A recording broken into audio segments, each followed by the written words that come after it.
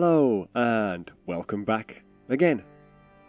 This is going to be the last part of the construction of our little dungeon in this build along mini-series, so let's jump straight in. And the first thing that we're going to do is take the steps texture and simply make that into its own little tile, just like we've done with all of the other floor tiles. We can also make the two metal doors in the same way as we made the wooden door, so again, there's no real need to waste time showing that here, as it's the exact same procedure. Okay, so now that that's out of the way, let's make the final few pieces. Right then, for this first piece, we'll take this texture here, and we're going to be wrapping that around a toothpick. So here I am just cutting away some of the excess. Then we can apply some glue to the back as usual, and as I say, wrap that around the toothpick. So there you go, something like this. Next, we'll take a sharp knife, and we'll just need to cut away both ends, which is what you can see me doing here. And we should be left with this kind of thing. Okay, now we'll take these two textures, and we're going to glue both of those to some thin corrugated cardboard. So I'll go ahead and do that now. And when they've had plenty of time to dry, we'll cut those to size. All we'll need to do then is glue the metal plate texture on top of the floor tile, and I'm going to do this at a 45-degree angle. So there you go. Now for this next part, you could use hot glue, but I find it's a bit neater to just use a spot of super glue instead. So here I am just dabbing the wooden end of the lever into the super glue, and then sticking that to the middle of the slot in the metal plate. And this is the kind of thing that we're aiming for. So, some kind of lever mechanism that's sticking up out of the floor. Okay, the last thing we'll need to make is a chest. So, we'll take these textures, and we're going to glue the sides to some thin corrugated card. And we'll glue the main part of the chest to another piece of toilet roll tube, to once again take advantage of its curved shape. So, here I am doing just that.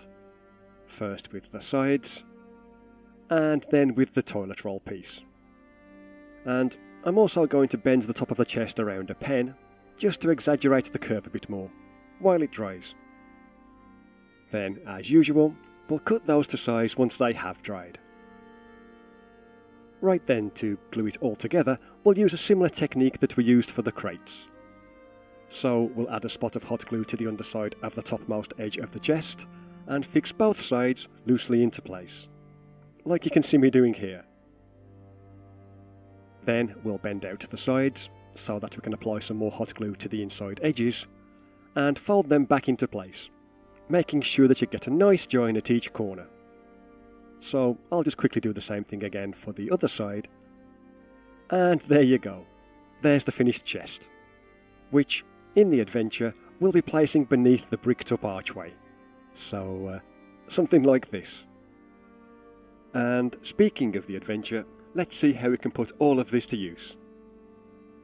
Okay, so this next room is going to be a bit more complicated, so I'll explain the basics of the room itself first, and then add a bit more flavour to make it more interesting later on. So, let's assume that the players have made their way past the rats in the first room, and open the door into this second room. And in this room, they'll find two metal doors and a lever in the corner. Now, on its own, this is little more than a puzzle and a trap, and for the puzzle part, we're just going to use one of the puzzles that featured in the latest zine. So, anyone examining the lever will notice that you can either push it up towards a line of text that reads draw no, or pull it back and towards the word part. And the answer to this riddle is to simply read the words backwards. So we get onward and trap. So onward leads deeper into the dungeon, i.e. it opens the door into the next room, whereas pulling the lever towards trap opens the door that leads into this tiny chamber. Now, the trap isn't all that obvious, and it was just meant to capture intruders rather than to kill them outright. So, once this door opens, a faint inscription can be seen upon the far wall, which is actually gibberish. Upon closer inspection, it's just a series of tiny lines, curves and dots that vaguely resemble some kind of script, but anyone that enters the room to take a closer look they will stand upon a concealed pressure plate that causes the door to slam shut behind them. So that's how the room works, but on its own, that doesn't sound all that interesting, does it? So, to spice things up a bit, we're actually going to set it up so that someone else came into the dungeon years before, and they triggered the trap themselves. But, as I say, that was a long time ago, and the two people that got themselves trapped inside, well, let's just assume that they weren't nice people to begin with. And maybe a fight broke out. Perhaps it was an argument about rationing their water or something like that, and that resulted in one of them murdering the other. We'll also assume that when no one came looking for them, the survivor, well, he needed to eat, and yeah, you can probably guess the rest. That being said, with no hope of escape, he wouldn't end up lasting all that long himself. But that's not going to be the end of him, and because of his terrible actions, he would later rise as a ghoul, or better still, a ghast, albeit one that's still stuck inside this trapped area. And to add a bit more flavour, we're also going to assume that he's carrying an amulet, one that will allow the wearer to bypass the Guardian in the final room.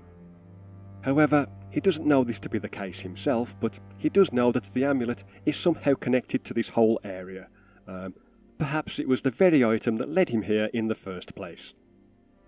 So, if we just rewind a bit, when the players enter the room, if they make any noise at all, they're probably going to alert the ghast to their presence. Obviously, they can't see him, and he might try to conceal his true nature while begging them for help, all the time complaining that he's so hungry.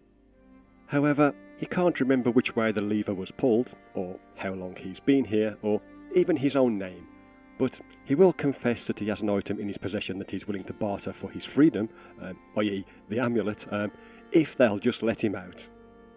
And this might lead to some interesting role-playing possibilities, though, of course, he has no intention of keeping any such bargain. And if he is set free, either on purpose or by accidentally pulling the lever in the wrong direction, his kind of insatiable hunger will cause him to attack the PCs on sight.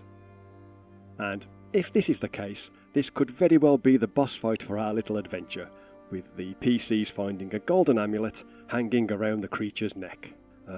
One that bears the emblem of a sword, and a goblet that's surrounded by fire. So, that's the idea for this second room, and it doesn't really matter if the characters encounter the ghast, or recover the amulet. If not, it just means that they will have to battle the Guardian in the next room instead. Okay, so now on to this next room. So, as we've already established, when the lever is in the onwards position, that will open the door into the final chamber. And hung upon the walls of this room are several shields, decorated with the same emblem as can be seen on the amulet, and placed in front of a bricked-up doorway directly opposite the entrance is an old chest. And in addition to all of that, at the very centre of the room there's also a single column, or pillar, one that's been carved to look like a tall woman grasping a large sword. And this is, of course, the Guardian. So this is going to be a caryatid column. I think that's how you pronounce it. You can find various homebrew stats for these online, and it's been commanded to not let anyone enter this chamber unless they bear the emblem of the sword and flaming goblet. This means that if the PCs have already defeated the ghast, then there's a good chance that there'll be no encounter here. You know, assuming that they figure out that the Guardian will not attack anyone bearing the correct emblem. I mean, you could even have the ghast hint at this if you like, and as such, it shouldn't really be much of a problem for anyone wearing the amulet to retrieve the shields and distribute them among some of the other characters in the party. On the other hand, if the players ignored the ghast, then this might be considered the final boss fight. But whatever the case may be, assuming the PCs come through, they can then explore the room at their leisure, finding several thousand copper pieces inside the treasure chest. Now, this might seem like a bit of a pathetic treasure haul, but that's because it's only really a diversion, and anyone examining the bricked-up doorway behind the chest will clearly see that these bricks are, without doubt, a later addition, and simply tapping on them gives the impression that there's an empty space beyond. So, breaking this down shouldn't be much of a problem, if the PCs have suitable tools that is, Remember the stuff they might have found in the junk piles earlier in the adventure? And beyond that is a set of stone steps leading down into darkness. Now, what's down there? Well, that's kinda up to you. Perhaps it's just a small chamber that holds the real treasure, or maybe it's a whole other level of the dungeon. But as I say, I'll leave that for you to decide, as this whole video series is only really meant to get you started and to show that you don't really need to make all that much stuff to begin with, as everything that you can see here was made with just the 4 printouts. Anyway, thank you very much for watching. I do plan on making one more video in this series, where I'll discuss a few more tips and tricks, and hopefully that'll be out at the end of the month. But yeah, if you're new to all of this, then I do have lots of other videos that show how to make all manner of different things using similar techniques, and if you do decide to come back for more, well, I'll see you next time. Bye for now.